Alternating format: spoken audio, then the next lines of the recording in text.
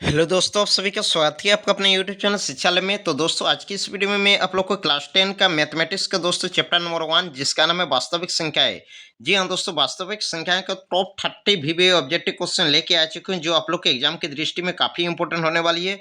तो चलिए वीडियो को शुरू करते हैं। उससे पहले दोस्तों, आप लोग से एक छोटा सा रिक्वेस्ट है कि अगर आप इस चैनल पर नए हैं और चैनल को सब्सक्राइब नहीं किया तो सब्सक्राइब कर लीजिए, ताकि इस टाइप से जितना भी वीडियो है सबसे पहले आप तक नोटिफिकेशन पहुंचेगी। तो चलिए आज की इस वीडियो को देखते हैं। सबसे पहला क्वेश्चन देख लीजिए।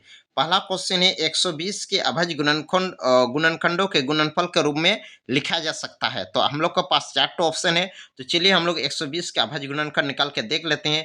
तो सबसे पहले यहाँ पे 2 में भाग जाएगा। 2 छक्के 12, 2 जीरो जीरो, 2 तीन 6 और 2 जीरो जीरो, 2 15 30 होगा।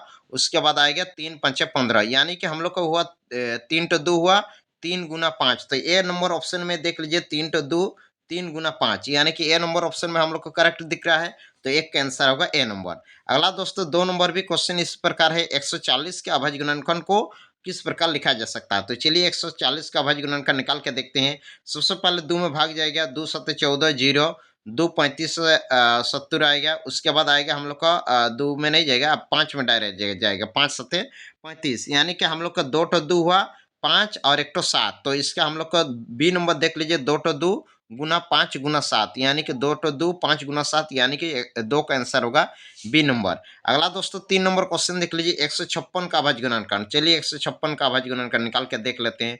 सबसे पहले हम लोग का 2 में भाग जाएगा। 2 7 14, एक चला गया, 16 हुआ, 2 8 16, फिर भाग जाएगा। 2 3 6, एक चला गया, 18 हुआ, 2 9 18, फिर 3 1 3, 3 3 9, यानी कि 2 तो 2 और 3 गुना 13। तो 2 तो 2 3 गुना 13 हम लोग का देख लीजिए बी नंबर में है, यानी कि 2 का इसका 3 गुना 13। तो 3 के आंसर होगा हम लोग का बी नंबर। अगला दोस्तों 4 नंबर देख लीजिए। परिमेय संख्या 6/15 का दशमलव प्रसार लिखना है। तो कुछ नहीं है, 6/15 है ना, 15 से 6 को भाग दीजिएगा। 15 से 6 को भाग दीजिएगा, पहले जीरो आएगा, फिर 5 जीरो, 15 4 60, यानी कि पूरा पूरी हम लोग को कट गया। पूरा पूरी कट जाता है तो हम लोग लिखते हैं शांत दशमलव, यानी कि 4 का आंसर होगा हम लोग का ए नंबर। अगला दोस्तों 5 नंबर क्वेश्चन देख लीजिए। परिमेय संख्या 35/50 का दशमलव प्रसार किस प्रकार का है। तो सबसे पहले ये जो हर होता है, हर मतलब नीचे वाला 50 है, तो 50 का दोस्तों अभाज्य गुणनखंड निकाल लीजिएगा। ये भी ट्रिक है, इससे भी आप बना सकते हो। 2 25 से 50 और 5 5 25, यानी कि अगर आप लोग का हर का अभाज्य गुणनखंड 2 और 5 आया तो आप समझ सकते हो कि वो शांत होता है, यानी कि 5 के आंसर होगा हम लोग का शांत। अगला दोस्तों ऐसे ही क्वेश्चन है। 17/8 का दशमलव प्रसार लिखना है। तो 8 का पहले हम लोग अभाज्य गुणनखंड निकाल लेते हैं। 2 4 8, फिर 2 2 4, यहाँ पर भी देख लीजिए 2 आया, तो 2 और 5 होने से शांत होता है, तो 2 आया, यानी कि हम लोग का शांत होगा। तो 6 का आंसर होगा ए नंबर। अगला दोस्तों 7 नंबर क्वेश्चन देख लीजिए।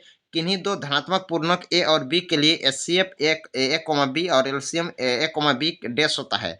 तो आप लोग एक तो फॉर्मूला याद कीजिएगा। एचसीएफ गुना एलसीएम बराबर दो संख्याओं का गुणनफल होता है। तो दो संख्या क्या है, ए और बी है, तो दोनों को गुना कर लेंगे, यानी कि ए गुना बी आएगा। तो 7 के आंसर होगा हम लोग का सी नंबर, ए गुना बी। 8 नंबर क्वेश्चन देख लीजिए। 8 नंबर, यदि एलसीएम 26,91 बराबर 182 है तो एचसीएफ 26,91 ज्ञात करना है। तो अभी हमने फॉर्मूला बताया, एचसीएफ गुना एलसीएम बराबर दो संख्याओं को गुणनफल। तो यहाँ पे दो संख्या है 26 और एक तो 91, तो यहाँ लिख देते हैं 26 गुना 91। और हम लोग को क्या दिया है, एलसीएम है 182। चलिए एलसीएम यहाँ पे है, तो एचसीएफ निकालना है। तो एचसीएफ बराबर आएगा 26 गुना 91 बट्टा 182, नीचे आएगा। अभी हम लोग को काटेगा 13, 13 सत्ते 91, यहाँ पे आएगा 13 के 13, यहाँ पे 13 के 13, 14 15 16 17 18, 5 और 2 52 हुआ।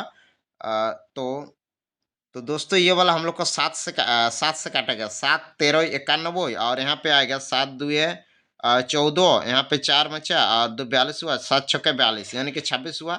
26 से 26 कट गया, तो हम लोग को क्या बचा, सिर्फ 13 बचा। तो इसका राइट आंसर होगा हम लोग का 13, यानी कि 8 का आंसर होगा ए नंबर।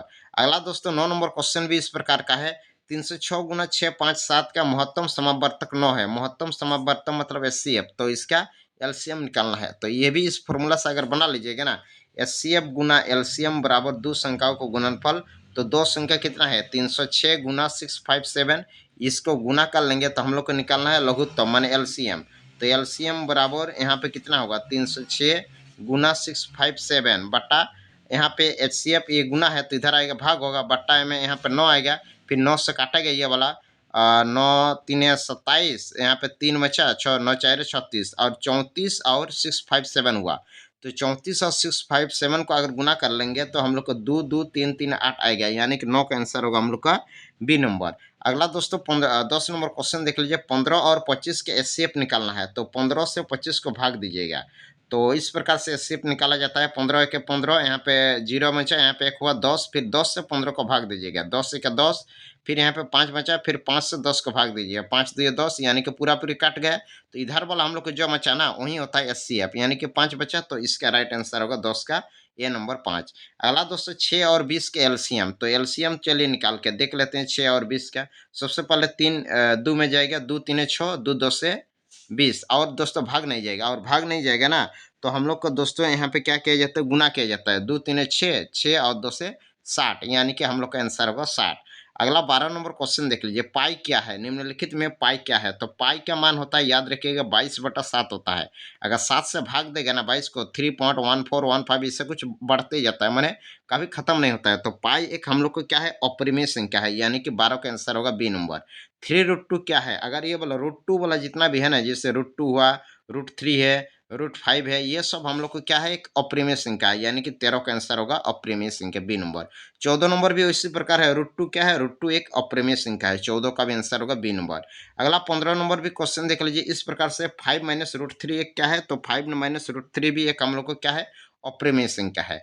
अगला 16 नंबर क्वेश्चन है, इनमें से कौन अपरिमेय है? अपरिमेय देख लीजिए, 9 का रूट तोड़ेंगे तो 3 आएगा, ये तो परिमेय हुआ। 20 का तो 20 का रूट दोस्तों हम लोग का नहीं तोड़ने सकते हैं, तो 25 का रूट 5 होगा, 49 का रूट 7 होगा, यानी कि 20 का रूट नहीं तोड़ने सकेंगे, तो 16 का आंसर होगा हम लोग का बी नंबर, यानी कि रूट 20 होगा।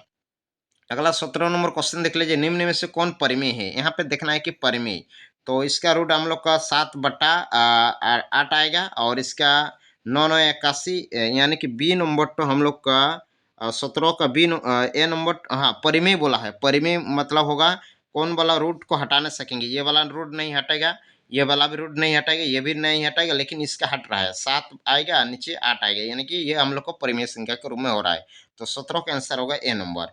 अगला 18 नंबर क्वेश्चन देख लीजिए। 18 नंबर क्वेश्चन है, एक परिमेय संख्या और एक अपरिमेय संख्या का योग क्या होगा? कोई भी एक हम लोग परिमेय संख्या ले लेते हैं, मान लिया 2, और एक अपरिमेय संख्या, मान लिया अपरिमेय संख्या √3, इनका अगर योग करेंगे ना तो ये हम लोग का अपरिमेय संख्या ही आता है। तो 18 का आंसर होगा हम लोग का बी नंबर, अपरिमेय संख्या। 19 नंबर क्वेश्चन देख लीजिए। 19 नंबर क्वेश्चन है, दो समान अपरिमेय संख्याओं को गुणनफल क्या होती है? तो मान लिया कोई भी दो समान अपरिमेय संख्या लिख लेते हैं। मान लिया दो समान अपरिमेय संख्या क्या है, √2 एक अपरिमेय है और √2 भी एक अपरिमेय है, इन दोनों को गुना कर लेते हैं, तो √2 √2 √4 आएगा, 4 का तोड़ेंगे तो हम लोग को 2 आएगा, यानी कि 2 हुआ हम लोग का परिमेय संख्या। तो 19 का आंसर होगा परिमेय संख्या।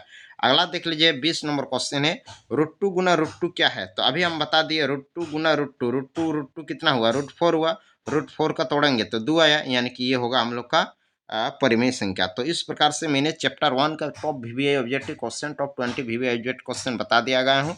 आप लोग को अभी तक चैनल को सब्सक्राइब नहीं किया तो कर लीजिए, ताकि इस टाइप से जितना भी नेक्स्ट चैप्टर का आए वीडियो आप लोग को सबसे पहले आप तक नोटिफिकेशन पहुँच जाएगी।